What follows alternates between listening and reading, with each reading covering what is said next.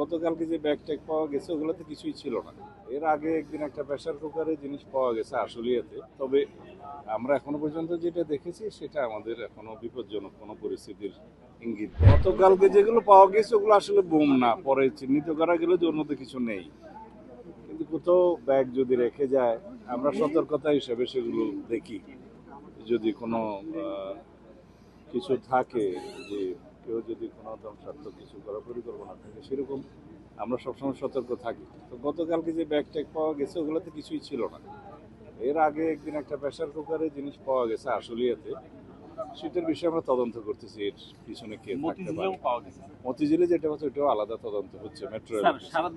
আমরা একটা পরিসংখ্যান নিয়েছি বিগত 5-6 মাসের এবং তার আগের পিরিয়ডে।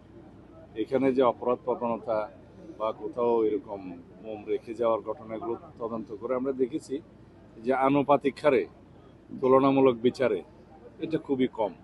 তবে আমাদের কাজ আছে, আমরা সবসময় সতর্ক থাকি, পুলিশ বাহিনী সতর্ক থাকে এবং বোম ডিসপোজাল ইউনিট 24 আওয়ার্স আমরা রেডি রাখি।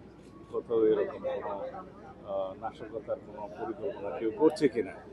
তবে আমরা এখনো পর্যন্ত যেটা দেখেছি সেটা আমাদের এখনো বিপজ্জনক কোনো পরিস্থিতির ইঙ্গিত দেয় না।